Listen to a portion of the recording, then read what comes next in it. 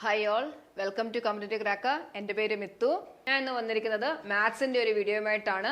നമ്മൾ degree പ്രിലിംസിന്റെ previous year question നമ്മൾ ചെയ്തു തുടങ്ങിയത് അല്ലേ. അപ്പോൾ അതിൽ 2021 നടന്ന കുറച്ച് ബാക്കി ക്വസ്റ്റ്യൻസിന്റെ വീഡിയോ ആണ് നമ്മൾ ഇന്ന് ചെയ്യുന്നത്.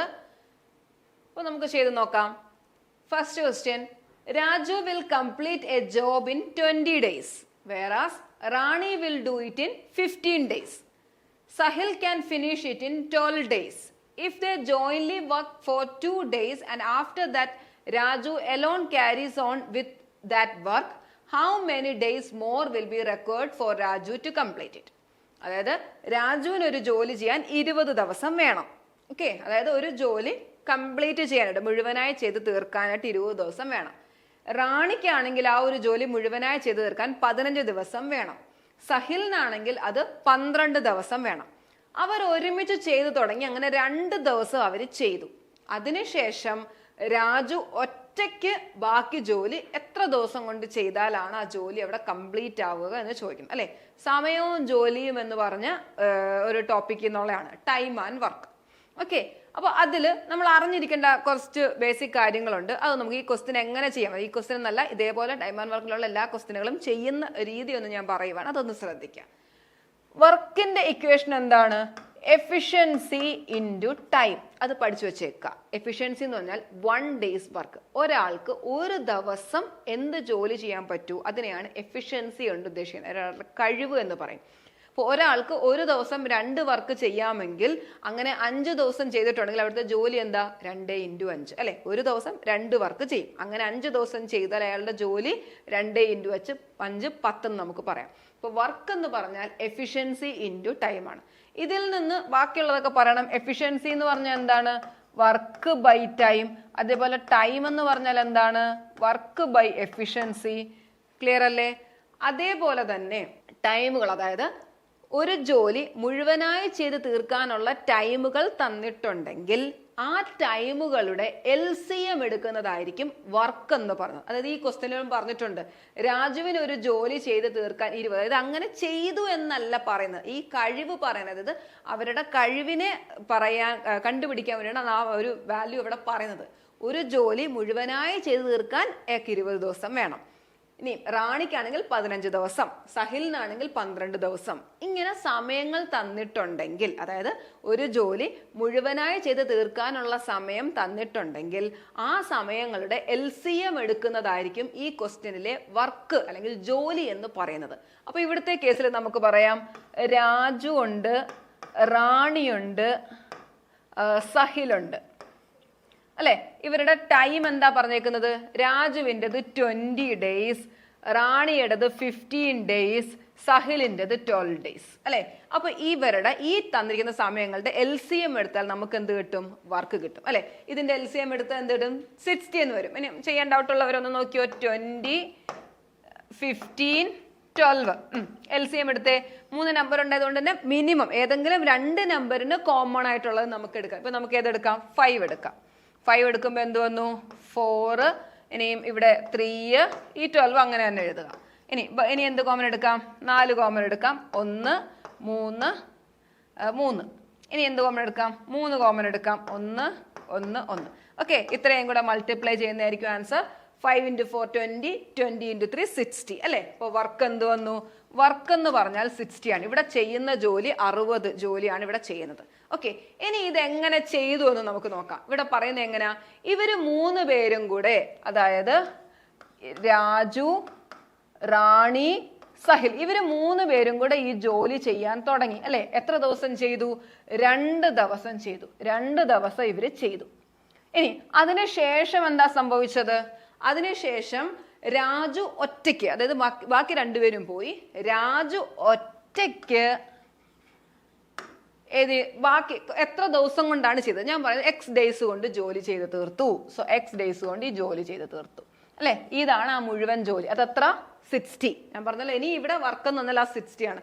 ഈ 60 ജോലിയാണ് ഇവര് ഈ ഇത്രയും ചെയ്തു തീർത്തത്. അതായത് 3 പേരും കൂടി 2 ദിവസവും രാജു ബാക്കി X days കൂടി എടുത്ത് ആ 60 വർക്ക് ചെയ്തു. ആണല്ലോ. ഇനി വർക്ക് എന്ന് പറഞ്ഞാൽ ഞാൻ പറഞ്ഞു എന്താണ് എഫിഷ്യൻസി ഇൻറ്റു ടൈം. ഇവിടെ ഇവര് 3 പേരും കൂടെ ചെയ്ത വർക്ക് എന്ന് പറഞ്ഞാൽ എത്ര വർക്ക്? ആ 3 പേരുടെയും കൂടെ എഫിഷ്യൻസി ഇൻറ്റു എത്ര ദിവസം. വർക്ക് എന്ന് പറഞ്ഞാൽ എഫിഷ്യൻസി ഇൻറ്റു ടൈം. 3 പേരുടെയും കൂടെ എഫിഷ്യൻസി എന്താ? അപ്പൊ നമുക്ക് കണ്ടുപിടിക്കാം. ഇവിടെ നമ്മൾ ടൈം കണ്ടുപിടിച്ച് വെച്ചിട്ടുണ്ട്. അപ്പോൾ ഓരോരുത്തരുടെ എഫിഷ്യൻസി കണ്ടുപിടിക്കാം. എന്താ? രാജുവിന്റെ ടൈം കണ്ടുപിടിക്കല, നമ്മുടെ ക്വസ്റ്റ്യന് തന്നു, നമ്മൾ വർക്ക് കണ്ടുപിടിച്ചു. ഇനി രാജുവിന്റെ എഫിഷ്യൻസി എന്താ? എഫിഷ്യൻസി എന്നാൽ വർക്ക് ബൈ ടൈം ആണ്. 60/23. ഇനി റാണിയുടെ എഫിഷ്യൻസി എന്താ? വർക്ക് ബൈ റാണിയുടെ ടൈം 60/15 4. ഇനി സഹിലിന്റെ എഫിഷ്യൻസി എന്താ? 60/12 5. അങ്ങനെ 3 പേരുടെയും എഫിഷ്യൻസി കിട്ടി. ഇതിനാണ് നമ്മൾ എഫിഷ്യൻസി മെത്തേഡ് എന്ന് പറയും. ഓക്കെ, നമ്മൾ പഠിപ്പിക്കുമ്പോൾ ഇതിന്റെ പല ടൈപ്പിൽ പഠിക്കാറുണ്ട്. 2 എണ്ണം വെച്ചിട്ടുള്ളത്, അതേപോലെ 3 എണ്ണം വെച്ചിട്ടുള്ളത്, കോമ്പിനേഷൻസ്, ഇങ്ങനെ നമ്മൾ പഠിപ്പിക്കാറുണ്ട്. ഓക്കെ, അപ്പൊ നോക്കിയേ, അപ്പൊ 3, 4, 5 ഇവരുടെ എഫിഷ്യൻസി കിട്ടി. ഇനി ആദ്യം ചെയ്തത് ഇവർ 3 പേരും കൂടെ ചെയ്ത വർക്ക് എന്ന് പറഞ്ഞാൽ 3 പേരുടെയും കൂടെ എഫിഷ്യൻസി ഇൻറ്റു അവരുടെ സമയം. 3 പേരുടെയും കൂടെ എഫിഷ്യൻസി എന്താ? 3 + 4 + 5 അല്ലെ, ഒരാളുടെ 3. അതായത് എഫിഷ്യൻസി ഞാൻ പറഞ്ഞു, ഒരു ദിവസം ചെയ്യുന്ന ജോലി. ഈ രാജുവിന് ഒരു ദിവസം 3 വർക്ക് ചെയ്യാൻ പറ്റും എന്നാണ് അർത്ഥം. റാണിക്ക് ഒരു ദിവസം 4 വർക്ക് ചെയ്യാൻ പറ്റും. സഹിലിന് ഒരു ദിവസം 5 വർക്ക് ചെയ്യാൻ പറ്റും അല്ലെ. അപ്പൊ 3 പേർക്കും കൂടെ ഒരു ദിവസം എത്ര? 3 + 4 7 7 + 5 12 ആണ് അവരുടെ എഫിഷ്യൻസി. ഇൻറ്റു എത്ര ദിവസം ചെയ്തു? 2 ദിവസം ചെയ്തു. ക്ലിയർ അല്ലേ? ഇതാണ് ഇവരുടെ വർക്ക്. ഇനി അതിനുശേഷം രാജു ഒറ്റയ്ക്കാ ചെയ്തത്. രാജുവിന്റെ എഫിഷ്യൻസി എന്താണ്? 3. അത് എത്ര ദിവസം ചെയ്തു? എക്സ് ഡേയ്സ് ചെയ്തു അല്ലെ. ഈ വർക്ക് എന്ന് പറഞ്ഞാൽ അവിടെ മുഴുവൻ വർക്ക് തീർന്നു അല്ലെ. ഇങ്ങനെ 3 പേരും കൂടെ എത്രയും വർക്ക് ചെയ്തു? രാജു ഒറ്റയ്ക്ക് ഈ വർക്കും ചെയ്തു. ഇത് രണ്ടും കൂടെ ചേർത്താൽ നമ്മുടെ 60 ആണ്. ക്ലിയർ അല്ലേ? ഇത് സോൾവ് ചെയ്താൽ നമുക്ക് എക്സ് കിട്ടത്തില്ലേ? ചെയ്തേ. 24 + 3x = 60. That is 3x will be equal to 60 minus 24. 36. So 3x = 36, x = 12. അതായത് 12 ദിവസവും കൂടെ എടുത്തിട്ടാണ് ഈ ജോലി ചെയ്തു തീർന്നത് അല്ലെ. 12 days. ക്ലിയർ ആണോ? ഹൗ മെനി, ശ്രദ്ധിച്ചോണം, ക്വസ്റ്റ്യനുകൾ മാറുന്നതിനനുസരിച്ച് എൻ്റെ ആൻസർ മറന്നു നോക്കണം. How many days more will be required for Raju to complete it അല്ലെ. എത്ര ദിവസം കൂടുതൽ വേണം? അപ്പൊ ബാക്കിയായ 12 days. ഇനി നമ്മളോട് ചോദിക്കുവാണ് ഈ ജോലി ചെയ്ത് തീരാൻ എത്ര ദിവസം എടുത്തു എന്ന് ചോദിച്ചാൽ എന്താ ആൻസർ പറയേണ്ടത്? ഈ 12ഉം ആദ്യത്തെ 2ഉം കൂടെ ചേർത്ത് 14 വേണം ആൻസർ പറയാം കേട്ടോ. അത് ക്വസ്റ്റ്യൻ എങ്ങനെയാണോ ചോദിക്കുന്നത് അതിനനുസരിച്ച് പറയുക. ക്ലിയർ അല്ലേ? ഇവിടെ രാജുവിന് എത്ര ദിവസം വേണമെന്ന് ചോദിച്ചു, അത് 12 ആണ്. ഇനി നമ്മളോട് ചോദിക്കുകയാണ് ഈ ഒരു ജോലി മുഴുവനായി ചെയ്ത് തീർക്കാൻ എത്ര സമയം വേണമെന്ന് ചോദിച്ചാൽ 12 + 2 14 വേണം ആൻസർ പറയാൻ. ക്ലിയർ അല്ലേ? Next question. Average of 4 3-digit numbers were calculated to be 335. Later it was found that one number had 8 at its second place and another number had 8 at its last place, both of which were wrongly read to be 3 instead. If this mistake is corrected, what is the average? What is the average എന്നാണ് അതിന്റെ average കണ്ടുപിടിക്കുക. 4 3-digit numbers, അതിന്റെ average 335 ആണ്. പിന്നീട് നോക്കിയപ്പോൾ മനസ്സിലായി ഒരു number അതിന്റെ സെക്കൻഡ് പ്ലേസിൽ 8 ആയിരുന്നു. അതേപോലെ തന്നെ മറ്റൊരു നമ്പർ ലാസ്റ്റ് പ്ലേസിൽ 8 ഉള്ള ഈ 2 നമ്പറിന് എന്ത് പറ്റി? തെറ്റായിട്ടാണ് വായിച്ചത്. അതായത് wrongly read to be 3 instead. 8 ആയിരുന്നു ആക്ച്വലി, പക്ഷെ അത് 3 തെറ്റായിട്ട് വായിച്ചു. എങ്കിൽ ഈ തെറ്റ് നമ്മൾ തിരുത്തി കഴിഞ്ഞാൽ തിരുത്തിയെങ്കിൽ ആ പുതിയ ആവറേജ് എന്താണെന്നാണ് ചോദിക്കുന്നത്. ക്വസ്റ്റ്യൻ ക്ലിയർ ആണോ? 4 നമ്പേഴ്സ് 3-digit നമ്പേഴ്സ് 4 എണ്ണം ഉണ്ടായിരുന്നു. അതിന്റെ ആവറേജ് 335 ആണ്. പിന്നെ എന്താ പറഞ്ഞത്? ഒരു 2 നമ്പറിനെ പറ്റി പറയുക. സെക്കൻഡ് പ്ലേസിൽ 8 ഉള്ള ഒരു നമ്പരും ലാസ്റ്റ് പ്ലേസിൽ 8 ഉള്ള 2 നമ്പേഴ്സ്. ഈ നമ്പേഴ്സ് എങ്ങനെ വായിച്ചു? 8ന്റെ സ്ഥാനത്ത് 3 എന്നാണ് വായിച്ചത്. അപ്പൊ ഈ ഒരു കറക്ഷൻ വരുത്തി കഴിഞ്ഞിട്ടുള്ള പുതിയ ആവറേജ് ആണ് ചോദിക്കുന്നത്. ക്ലിയർ ആണോ? അപ്പം first number, second number, third number, fourth number അല്ലെ, ഈ 3 നമ്പർ കൂടെ കൂട്ടിയാൽ എന്ത് കിട്ടും? നമുക്കറിയാം ആവറേജ് എന്ന് പറഞ്ഞാൽ സം ബൈ നമ്പരാ. അപ്പൊ സം എന്ന് പറഞ്ഞാൽ ആവറേജ് ഇൻറ്റു നമ്പർ അല്ലെ. അപ്പൊ ഈ 3 നമ്പരും കൂടെ കൂട്ടിയാൽ എന്താ വരുന്നത്? 335 ഇൻറ്റു എന്ത് വരും? 4 വരും. ക്ലിയർ അല്ലേ? 4 നമ്പരും കൂടെ കൂട്ടിയാൽ. ഓക്കെ, ഇനി ഇവിടെ വരുന്ന എന്താ?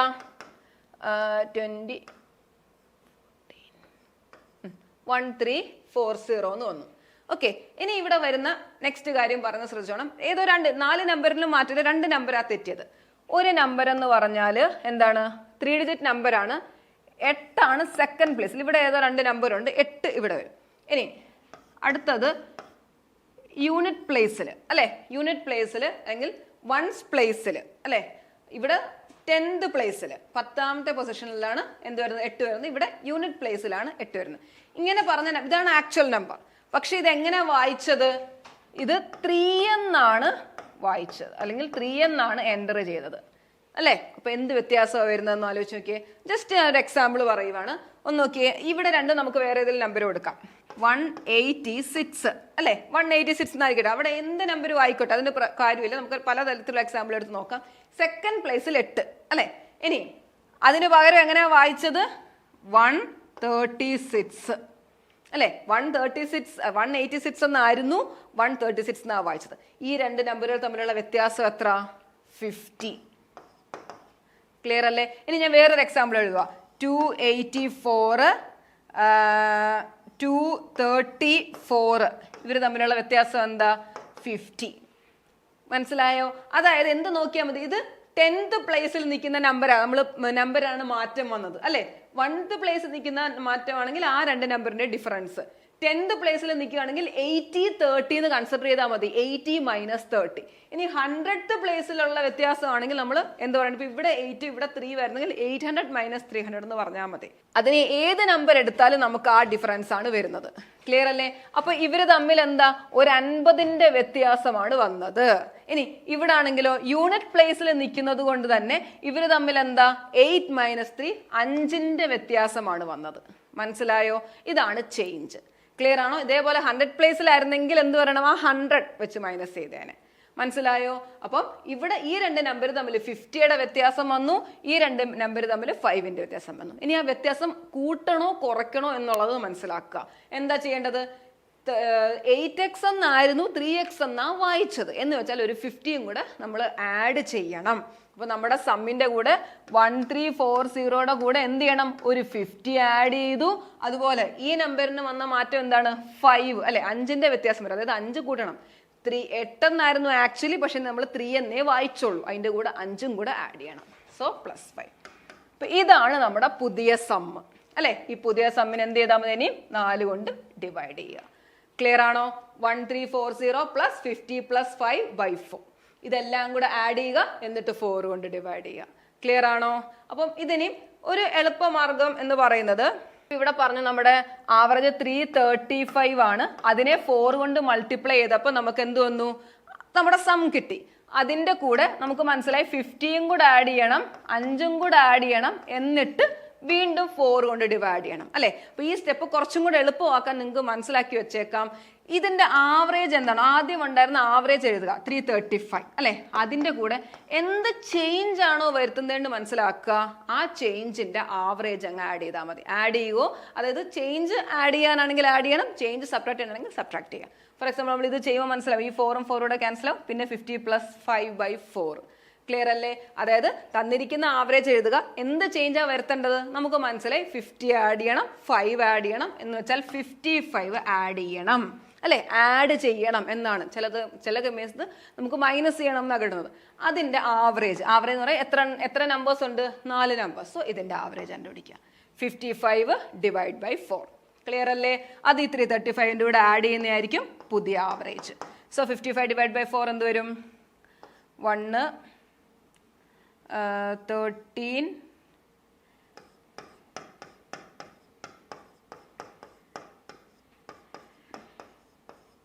0.75 13.75 ആഡ് ചെയ്യുക. Okay, so 348.75. Option B 348.75. ഇനി ഇത് ഇൻ കേസ് മനസ്സിലായില്ല എന്നുണ്ടെങ്കിൽ എന്ത് ചെയ്താൽ മതി, ഇത് മൾട്ടിപ്ലൈ ചെയ്യുന്നു, ഇത് ആഡ് ചെയ്യുന്നു, വീണ്ടും 4 കൊണ്ട് ഡിവൈഡ് ചെയ്യുന്നു അല്ലെ. ആ ഒരു സ്റ്റെപ്പ് കുറയ്ക്കാനുള്ള വഴിയാണ് പറഞ്ഞത്. ഇങ്ങനെ ഒരു ആവറേജ് തന്നിട്ട് ഇതേപോലുള്ള ചേഞ്ച് ഉള്ള ക്വസ്റ്റ്യൻസ് തന്നാൽ, ഇത് ആവറേജിലെ ഒരു ടൈപ്പ് ക്വസ്റ്റ്യൻ ആണ്. എന്ത് ചെയ്താൽ മതി, ആ തന്നിരിക്കുന്ന ആവറേജ് പ്ലസ് എന്ത് ചേഞ്ച് ആണോ അവിടെ വന്നത്, മൊത്തത്തിൽ എന്ത് ചേഞ്ച് വന്നു ആ ചേഞ്ചിന്റെ ആവറേജ് കണ്ടുപിടിക്കുക. അപ്പൊ ഇവിടെ തന്നിരിക്കുന്ന 55 ആഡ് ചെയ്യുക എന്നുള്ളതാണ് നമ്മൾ കണ്ടുപിടിച്ച ചേഞ്ച് അല്ലെ. അതിന്റെ ആവറേജ് എടുത്തു, അത് ഇതിന്റെ കൂടെ ആഡ് ചെയ്തു. ക്ലിയർ അല്ലേ? So answer 348.75. ഇപ്പൊ XI എക്സാമിന്റെ നോട്ടിഫിക്കേഷൻ വന്നത് നിങ്ങൾക്ക് എല്ലാവർക്കും അറിയാമല്ലോ. അപ്പൊ അതിന്റെ ലാസ്റ്റ് ഡേറ്റ് January 29 ആണ്. അപ്പൊ അതിന് വേണ്ടിയിട്ടുള്ള നമ്മുടെ പുതിയ ബാച്ച് നമ്മൾ സ്റ്റാർട്ട് ചെയ്തിട്ടുണ്ട്. അപ്പൊ അതിനെ പറ്റിയുള്ള വിവരങ്ങൾ അറിയാൻ നിങ്ങൾ ഈ കാണുന്ന നമ്പറിൽ കോൺടാക്ട് ചെയ്യുക. 8590202323. ഓക്കെ, അപ്പോൾ ഉടനെ തന്നെ ജോയിൻ ചെയ്യുക. ഒട്ടും സമയം കളയരുത്. ഇപ്പോൾ തന്നെ പഠിച്ചു തുടങ്ങിയാലാണ് നമുക്ക് നല്ല രീതിയിൽ എക്സാമിനെ ഫേസ് ചെയ്യാൻ പറ്റുക. അപ്പോൾ നിങ്ങൾ ഇപ്പോൾ തന്നെ പഠിച്ചു തുടങ്ങുക, ഈ ബാച്ചിലേക്ക് ജോയിൻ ചെയ്യുക. അടുത്ത ക്വസ്റ്റ്യൻ നോക്കാം. A and B start a business with investment in the ratio 6:10. C joined in the firm later and invested rupees 20,000. And at the same time, A and B invested rupees 2,000 each. So that the investment of A, B and C became in the ratio 10:15:25. How much A had invested initially? നമുക്ക് ratio proportion എന്ന് പറയാം. അതിനകത്ത് തന്നെ partnership എന്ന് പറഞ്ഞൊരു area ഉണ്ട്. Partnership എന്ന് പറഞ്ഞ ഒരു ഏരിയയിൽ നിന്നുള്ള രീതിയിൽ ചോദ്യം വന്നിട്ടില്ല ഇതിനകത്ത്. എന്നാലും ജസ്റ്റ് റേഷ്യോ എന്നുള്ള അർത്ഥത്തിൽ മാത്രം എടുത്താലും മതി. നോക്കിയേ, എയും ബിയും കൂടെ ഒരു ബിസിനസ് സ്റ്റാർട്ട് ചെയ്തു ഇൻ ദ റേഷ്യോ 6:10. സി പിന്നെ ജോയിൻ ചെയ്തു and invested 20,000. At the same time അതേസമയം തന്നെ എയും ബിയും കൂടെ 2,000 കൂടെ വെച്ച് അതിനകത്തോട്ട് ഇൻവെസ്റ്റ് ചെയ്തു. അങ്ങനെ ഇൻവെസ്റ്റ് ചെയ്ത് കഴിഞ്ഞിട്ടുള്ള അവരുടെ റേഷ്യോ എന്താണ്? 10:15:25. ഓക്കെ, 10:15:25. അതായത് ആദ്യം എയും ബി ഇൻവെസ്റ്റ് ചെയ്തു, അത് കൂടാതെ ഇൻവെസ്റ്റ് ചെയ്ത് സിയും കൂടെ വന്ന് കഴിഞ്ഞിട്ടുള്ള റേഷ്യോയാണ് അല്ലേ. അപ്പൊ ഇത് ഫൈനൽ നമുക്ക് പറയാം. ഫൈനലിലുള്ള എയുടെയും ബിയുടെയും സിയുടെയും റേഷ്യോ ആണ്. അതായത് എയുടെ 10 യൂണിറ്റ്സ് ആണെന്ന് പറയാം, അല്ലെങ്കിൽ 10x ആണ് എയുടേതെന്ന് പറയാം, ബിയുടേത് 15x എന്ന് പറയാം, സിയുടേത് 25x അല്ലെ. റേഷ്യോ വരുന്ന സമയത്ത് നമ്മൾ ഇതുപോലെ എക്സ് ഇട്ട് പറയാമല്ലോ. ഈ 25x എത്ര? സി ഇൻവെസ്റ്റ് ചെയ്തേക്കുന്ന എത്രയാണ്? 20,000. സി ഇത്രയല്ല ഇൻവെസ്റ്റ് ചെയ്തോളൂ. സി രണ്ടാമത് വന്നപ്പം 20,000 ഇൻവെസ്റ്റ് ചെയ്തു, ആദ്യം ഒന്നും ഇൻവെസ്റ്റ് ചെയ്തിട്ടില്ല. അതിന്റെ അർത്ഥം ഈ 25x ആണ് എന്തെന്ന് പറയുന്നത്? ഈ 20,000. അങ്ങനെയാണെങ്കിൽ എക്സ് കിട്ടത്തില്ലേ? എക്സ് കിട്ടിക്കഴിഞ്ഞാൽ എയും ബിയും ഒക്കെ രണ്ടാമത് ഇൻവെസ്റ്റ് ചെയ്ത ടോട്ടൽ നമുക്ക് കിട്ടത്തില്ലേ? അതിൽ നിന്ന് എന്ത് ചെയ്യണം? 2,000 കൂടി ഇൻവെസ്റ്റ് ചെയ്ത് കഴിഞ്ഞിട്ടുള്ള റേഷ്യോ ആണ് ഈ തന്നേക്കുന്നത് അല്ലെ. 2,000 കുറച്ചാൽ ആദ്യം എത്ര ഇൻവെസ്റ്റ് ചെയ്തെന്ന് കിട്ടത്തില്ലേ? ക്ലിയർ ആണോ? ഇതെന്ന് പറഞ്ഞത് എയും ബിയും ആദ്യം ഇട്ടതിന്റെ കൂടെ 2,000 കൂടി ഇട്ട് കഴിഞ്ഞിട്ടുള്ള റേഷ്യോ ആണ് 10:15. സി ഇട്ടത് 25. അത് സി 20,000 ആണ് ഇട്ടേക്കുന്നത്. അതുകൊണ്ട് 25x ഈക്വൽ ടു നമുക്ക് എന്ത് പറയാം? 20,000 എന്ന് പറയാം. സോൾവ് ചെയ്യാം. X will be equal to 20,000 by 25. Clear അല്ലേ? സോൾവ് ചെയ്യാം. എന്ത് വരും? 8,800 എന്ന് കിട്ടും അല്ലെ. 25നെ കട്ട് ചെയ്താൽ 800 എന്ന് കിട്ടും. അങ്ങനെ എക്സിന്റെ വാല്യൂ നമുക്ക് 800 എന്ന് കിട്ടി. അങ്ങനെയാണെങ്കിൽ എ എത്ര ഇൻവെസ്റ്റ് ചെയ്തു? 8,000. ബി ആണെങ്കിൽ 15. നമുക്ക് അതും കിട്ടും. 15 × 800 ചെയ്താൽ മതി. നമുക്കിപ്പോൾ എ മതി. How much A invested initially? ഇത് രണ്ടാമത്, അതായത് എയും ബിയും സിയും ഒക്കെ വന്നതിന് ശേഷമുള്ള ഇൻവെസ്റ്റ്മെന്റിന്റെ തുകയാണ് നമുക്ക് കിട്ടിയേക്കുന്നത് 8,000. അപ്പൊ എ ആദ്യം എത്ര ഇട്ടത്? ആദ്യം ഇട്ടതിക്കാട്ടും 2,000 കൂടെ കൂടുതലല്ല ഇട്ടുള്ളൂ. സോ ഇതിൽ നിന്ന് 2,000 മൈനസ് ചെയ്താൽ നമുക്ക് എന്ത് കിട്ടും? 6,000. ക്ലിയർ അല്ലേ? Option D 6,000. മനസ്സിലായോ? Next question. A train of length 100 meter crosses a bridge in 20 seconds. If its speed is increased by 10 meter per second, the train will cross the bridge in 10 seconds. What is the length of the bridge? ഇതെന്താണ്? Train related problems ആണ്. നമ്മൾ time and ഡിസ്റ്റൻസിനകത്ത് വരുന്ന train related problems. അതിന്റെ എല്ലാ ക്വസ്റ്റ്യൻസും ചെയ്യാൻ നമ്മൾ ഈ ഒരു ഇക്വേഷൻ പഠിച്ചു വെച്ചാൽ മതി. ഒരു ട്രെയിൻ ഒരു ഒബ്ജക്റ്റിനെ പാസ് ചെയ്യുന്ന ടൈം എന്ന് പറഞ്ഞാൽ എന്ത് പറയാം? Length of train plus length of object by speed of train plus or minus speed of object. ഇവിടെ ഒരു ട്രെയിൻ ഒരു ഒബ്ജക്റ്റിനെ പാസ് ചെയ്യാന്ന് പറഞ്ഞാൽ ഡിസ്റ്റൻസ് എന്താണ്? ഈ ട്രെയിനിന്റെ അല്ലെങ്കിൽ ഈ ഒബ്ജക്റ്റിന്റെ ഒക്കെ ലെങ്ത് ആണ് അല്ലെ. ഒബ്ജക്റ്റിന് ലെങ്ത് ഉണ്ടെങ്കിൽ അത് കൊടുക്കുക, ഒബ്ജക്റ്റിന് സ്പീഡ് ഉണ്ടെങ്കിൽ അതും കൊടുക്കുക. അതേപോലെ ഇവിടെ ഒരു പ്ലസ് ഓർ മൈനസ് വന്നിരിക്കുന്നത് അതെന്താ? റിലേറ്റീവ് സ്പീഡാണ് നമ്മൾ എടുക്കുന്നത് അല്ലെ. രണ്ട് സ്പീഡ് വരുന്ന സമയത്ത് നമ്മൾ റിലേറ്റീവ് സ്പീഡ് എടുക്കും. അതിൽ ഓപ്പോസിറ്റ് ഡയറക്ഷൻ ആണെങ്കിൽ നമ്മൾ എന്തെടുക്കണം? S1 + S2 എന്നും, സെയിം ഡയറക്ഷൻ ആണെങ്കിൽ നമ്മൾ എന്തെടുക്കണം? S1 - S2 എന്നും. അത് മറക്കരുത്. ക്ലിയർ അല്ലേ? അപ്പം ഈ ഒരു ഇക്വേഷനും കൂടെ പഠിച്ചു വെച്ചേക്കുക.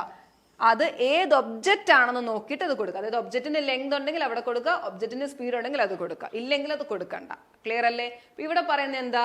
ഒരു train 100 metre length crosses a bridge in 20 second. അപ്പൊ ബ്രിഡ്ജിന്റെ കാര്യമാണ് പറയുന്നത്. ഓക്കെ, ഒരു ബ്രിഡ്ജിനെ കടക്കാൻ 20 സെക്കൻഡ് എടുത്തു എന്ന് പറഞ്ഞു. അപ്പൊ അതൊരു അതേപോലെ പറയുവാണ്, if it speed is increased by 10 metre per second. Speed 10 metre per second ആയിട്ട് ഇൻക്രീസ് ചെയ്താൽ ആ ട്രെയിൻ ബ്രിഡ്ജിനെ 10 സെക്കൻഡ് കൊണ്ട് ക്രോസ് ചെയ്യും. അപ്പൊ രണ്ട് ഇക്വേഷൻ നമുക്ക് എഴുതാം. ഒരേ ബ്രിഡ്ജ് തന്നെയാണ്, രണ്ട് സ്പീഡ് മാറിയപ്പോഴത്തേക്ക് പാസ് ചെയ്യുന്ന ടൈം മാറിയില്ലേ? ഇപ്പൊ ഫസ്റ്റ് കേസിൽ നമുക്ക് പറയാം time equal to length of train plus length of bridge by speed of train. ഇതല്ലേ നമ്മുടെ ഇക്വേഷൻ? ബ്രിഡ്ജിന് സ്പീഡ് ഇല്ലല്ലോ, കൊണ്ട് അവിടെ നമ്മൾ സ്പീഡ് കൊടുക്കണ്ടല്ലോ, സ്പീഡ് ഓഫ് ട്രെയിൻ മതി. അപ്പൊ ടൈം എങ്ങനെ എഴുതാം? 20 equal to length of train 100 plus length of bridge by speed of train. ഞാൻ ST എന്നിട്ടു. ഓക്കെ, ഇനി സെക്കൻഡ് കേസിൽ പറയുന്നത് എന്താണ്? സ്പീഡ് 10 മീറ്റർ പെർ സെക്കൻഡ് ആയിട്ട് ഇൻക്രീസ് ചെയ്താൽ, നേരത്തെ കാട്ടിലും 10 കൂടെ കൂടിയാൽ crosses the bridge in 10 second. അപ്പൊ നമുക്ക് ഇവിടെ ഇക്വേഷൻ എഴുതാം 10 equal to 100 plus LB by speed എന്ത് എഴുതണം? ST plus 10. ഓക്കെ, നേരത്തെ കാട്ടിലും 10 കൂടി. ക്ലിയർ അല്ലേ? നമുക്ക് കണ്ടുപിടിക്കാനുള്ളത് length of the bridge.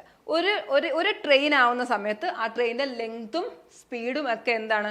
Equal ആണ്. അപ്പൊ നമ്മൾ സ്പീഡ് ഇവിടെ എഴുതിയിട്ടുണ്ട്, അതേപോലെ അല്ല ലെങ്ത് ഇവിടെ നമ്മൾ എഴുതിയിട്ടുണ്ട് 100, അതിൽ സ്പീഡും ST സെയിം അല്ലേ? അപ്പോൾ നമുക്ക് ആ ST ഒന്ന് ഇക്വേറ്റ് ചെയ്താൽ പോരായോ? ഇവിടെ നമുക്ക് ST എങ്ങനെ എഴുതാം? ST will be equal to 100 plus length of bridge by 20 എന്ന് എഴുതി. ഇനി ഇവിടെ നമ്മൾ ഇതേപോലെ ഇങ്ങോട്ട് ക്രോസ് ചെയ്താൽ 10 ST plus 100 equal to 100 plus LB എന്ന് എഴുതി. ഈ 100 ക്യാൻസൽ ആയി പോത്തില്ലേ? ഇവിടെ നമുക്ക് എന്ത് കിട്ടും? ST എന്ന് പറഞ്ഞാൽ ലെങ്ത് ഓഫ് ബ്രിഡ്ജ് ബൈ 10 എന്ന് കിട്ടി. ക്ലിയർ അല്ലേ? ഇപ്പൊ രണ്ടും സ്പീഡ് ഓഫ് ട്രെയിനിന്റെ ഇക്വേഷനാ. ഒരേ ട്രെയിൻ ആണ്, അതുകൊണ്ട് തന്നെ സ്പീഡ് ഈക്വലാ. നമുക്ക് ഇക്വേറ്റ് ചെയ്ത് സോൾവ് ചെയ്തുകൂടായോ? സോൾവ് ചെയ്തേ. 100 plus length of bridge by 20 equal to length of bridge by 10. Solve ചെയ്യാം. ഇവിടെ അത് കട്ട് ചെയ്താൽ ഇവിടെ 2 ആയി, ക്രോസ് മൾട്ടിപ്ലൈ ചെയ്താൽ 100 plus LB equal to 2LB. That is LB will be equal to 100 metre. Clear ആണോ? Option ഇവിടെ ഒരു ഓപ്ഷനും കൂടെ ഉണ്ട്, ഓപ്ഷൻ D 100 എന്നും കൂടെ ഉണ്ട് കേട്ടോ. Option D 100 metre. ക്ലിയർ അല്ലേ? അപ്പൊ ഇത് ഈ ഒരു നമ്മുടെ നോർമൽ ഈ ഒരു ഇക്വേഷൻ ആണ് നമ്മൾ ട്രെയിനിന്റെ എല്ലാ കേസിലും നമ്മൾ ഉപയോഗിക്കുന്നത്. ആ ഒരു ഇക്വേഷൻ വെച്ച് രണ്ട് ഇക്വേഷൻ വെച്ച് നമ്മൾ സോൾവ് ചെയ്തേക്കുവാണ്. നമുക്ക് ഇതിലൊരു ഷോർട്ട് കട്ട് മെത്തേഡ് കൊണ്ട് പെട്ടെന്ന് തന്നെ ടൈമിന്റെ റേഷ്യോ എടുത്ത് ചെയ്യുന്ന ഒരു ഷോർട്ട് കട്ട് മെത്തേഡ് കൂടെ പറഞ്ഞുതരാം. അപ്പൊ ഇത് ഒന്ന് നിങ്ങൾ ഇതും കൂടെ മനസ്സിലാക്കി വെച്ചേക്കാം. ഓക്കെ, അപ്പൊ നമ്മൾ ടൈമിന്റെ രണ്ട് ഇക്വേഷൻ എഴുതിയിട്ട് നമ്മൾ സോൾവ് ചെയ്തു. ഇത് കുറച്ചും കൂടെ എളുപ്പം ചെയ്യാനായിട്ട് ഇവിടെ രണ്ട് കേസിലെ ടൈം അല്ലേ തന്നേക്കുന്നേ, ആ ടൈമിന്റെ റേഷ്യോ എന്താണ്? ഫസ്റ്റ് കേസിൽ ടൈം 20യും സെക്കൻഡ് കേസിൽ 10ഉം എന്ന് പറഞ്ഞു അല്ലേ? ഇവിടെ ഒരു ട്രെയിൻ ഒരു ബ്രിഡ്ജിനെ ക്രോസ് ചെയ്യുന്ന കാര്യം പറഞ്ഞു. അപ്പോൾ ഇവിടുത്തെ ഡിസ്റ്റൻസ് എന്ന് പറഞ്ഞാൽ എന്താണ്? സെയിം ആണ്. അപ്പൊ ഈ ഒരു കാര്യം നിങ്ങൾ പഠിച്ചു വെച്ചേക്കുന്നത് നമ്മൾ ടൈം ആൻഡ് ഡിസ്റ്റൻസിലൊക്കെ നമ്മൾ പഠിപ്പിക്കുന്നതാണ്. ഡിസ്റ്റൻസ് സെയിം ആണെന്നുണ്ടെങ്കിൽ എന്താണ്? സ്പീഡും ടൈമും തമ്മിലുള്ള റിലേഷൻ ഇൻവേഴ്സ്ലി പ്രൊപ്പോർഷണൽ ആയിരിക്കും. ക്ലിയർ ആണോ? ഡിസ്റ്റൻസ് സെയിം ആണെങ്കിൽ സ്പീഡും ടൈമും എന്താണ്? ഇൻവേഴ്സ്ലി പ്രൊപ്പോർഷണൽ ആയിരിക്കും. അതായത് ടൈമിന്റെ റേഷ്യോ ഉണ്ടെങ്കിൽ ആ റേഷ്യോ ജസ്റ്റ് തിരിച്ചിട്ട് അല്ലെങ്കിൽ ഇൻവേഴ്സ് ആക്കിയാൽ മതി, നമുക്ക് എന്ത് കിട്ടും?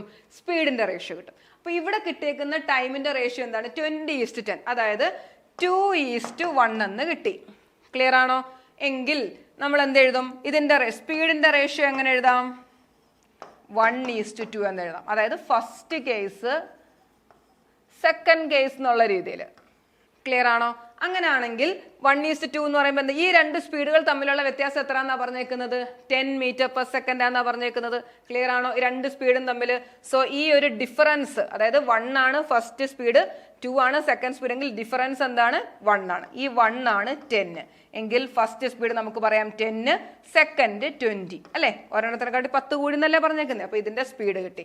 സോ ഫസ്റ്റ് കേസിൽ ഒരു ബ്രിഡ്ജിനെ കടക്കാൻ 20 സെക്കൻഡ് എന്നല്ലേ പറഞ്ഞത്. So 20 equal to 100 plus length of bridge by speed of train എത്രയാണ്? 10. ക്ലിയർ അല്ലേ? ഇതേപോലെ നമുക്ക് സോൾവ് ചെയ്യാം. So length of bridge equal to 200 minus 100. Clear ആണോ? ഈ ഒരു കൺസെപ്റ്റ് മനസ്സിലാകത്തോ? ഇതൊക്കെ തന്നെ നമ്മൾ ഈ ഓരോ ടോപ്പിക്ക് പഠിക്കുമ്പോഴും ഇതിന്റെ കൺസെപ്റ്റുകൾ മനസ്സിലാക്കി നമ്മൾ പഠിച്ചു പോകണം. ഓക്കെ, അപ്പൊ ഇത് മനസ്സിലായില്ലെങ്കിൽ നിങ്ങൾ മറ്റേ ആ ഒരു രീതിയിൽ ചെയ്യുക. ഇതും കൂടെ മനസ്സിലാക്കിയാൽ നമുക്ക് പെട്ടെന്ന് ആൻസറിലേക്ക് എത്താം. ക്ലിയർ അല്ലേ? അപ്പൊ ഇന്ന് ചെയ്ത ക്വസ്റ്റ്യൻസ് നിങ്ങൾക്ക് മനസ്സിലായോ? ഇത് നന്നായിട്ട് നോക്കുക. അപ്പൊ ഈ ഓരോ നമ്മൾ പ്രീവിയസ് ഇയർ ക്വസ്റ്റ്യൻ നോക്കുമ്പോൾ ഏത് ടോപ്പിക്കിൽ നിന്നാണ് വന്നത് എന്ന് മനസ്സിലാക്കി കഴിഞ്ഞാൽ ആ ഒരു ഏരിയ കൂടുതൽ ഫോക്കസ് കൊടുത്ത് നമ്മൾ പഠിക്കുക. ഓക്കെ, അപ്പൊ ഇന്നത്തെ വീഡിയോ നിങ്ങൾക്ക് മനസ്സിലായെങ്കിൽ നിങ്ങളുടെ ഫ്രണ്ട്സിനായിട്ടൊക്കെ ഒന്ന് ഷെയർ ചെയ്യുക. ഇതേപോലുള്ള വീഡിയോസിനായി നിങ്ങൾ ഈ ചാനൽ ഒന്ന് സബ്സ്ക്രൈബ് ചെയ്യുക. മറ്റൊരു വീഡിയോയുമായി വീണ്ടും കാണാം. താങ്ക്